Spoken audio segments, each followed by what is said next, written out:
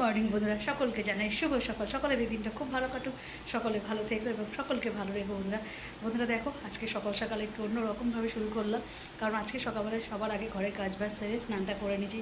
তোমরা তো জানাই বড়মশাই বাড়িতে নেই, সে অফিসের কাজে বাইরে গেছিলো, যদিও আজকে সে বাড়ি ফিরছে দুদিন পরে।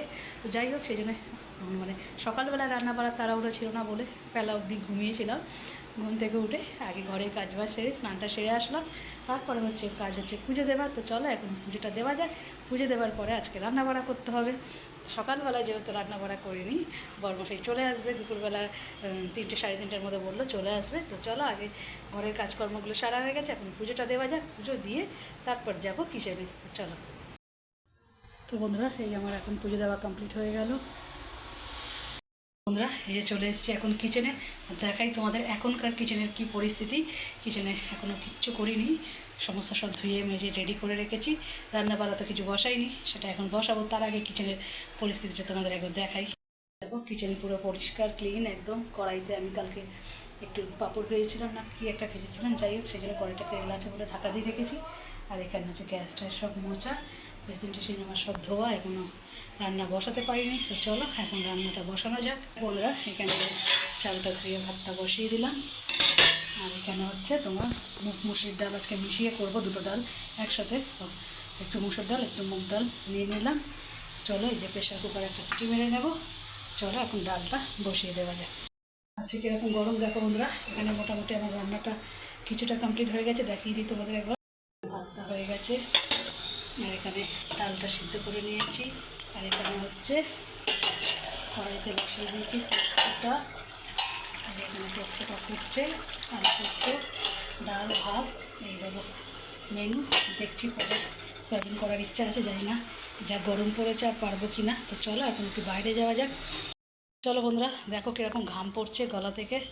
তো চলো এখন একটু বাইরে যাওয়া যাক। বাইরে আজকে আমি অনেক জামা কাপড় দিয়েছি, খুব সুন্দর একটা রোদ্দুর ছিল।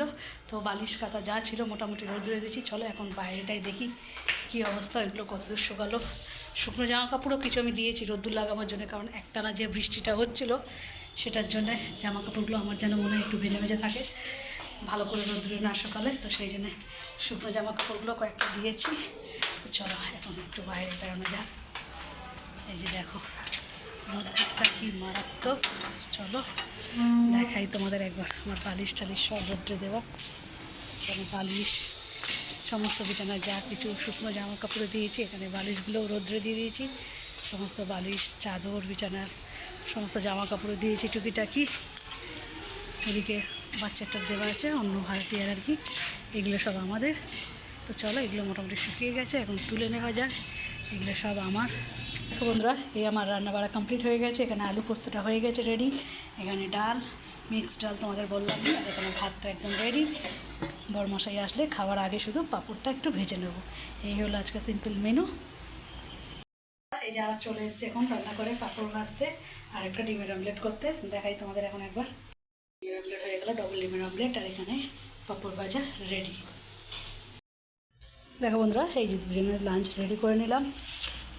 এখানে ডাল পোস্ত পাঁপড় ভাজা ডিমের অমলেট, এই যে দুজনের প্লেট এখানে আমাদের রেডি।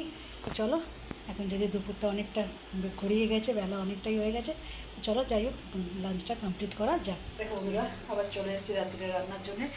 রান্না করে তো মোটামুটি ভাতটা করা আছে, ডালটাও করা ছিল, সেগুলো সব একটু গরমে বসালাম। আর করছি এখন হচ্ছে একটু আলু ভাজা। তো দেখাই তোমাদের একবার। দেখো বন্ধুরা, এখানে আলু ভাজা বসিয়ে দিয়েছি, একটা ভাজা হচ্ছে। আর এখানে হচ্ছে ডালটা গরম করতে বসিয়ে দিলাম, ডালটাও সাথে একটু গরম হয়নি। দেখো বন্ধুরা, এই যে রাত্রিবেলা ডিনার আমার রেডি হয়ে গেল। আবার ভাত আলু ভাজা, এখানে একটু বেলার পোস্ত আছে, ডাল, এই হলো মেনু। তো চলো এখন রাত্রে ডিনারটা কমপ্লিট করা যাক।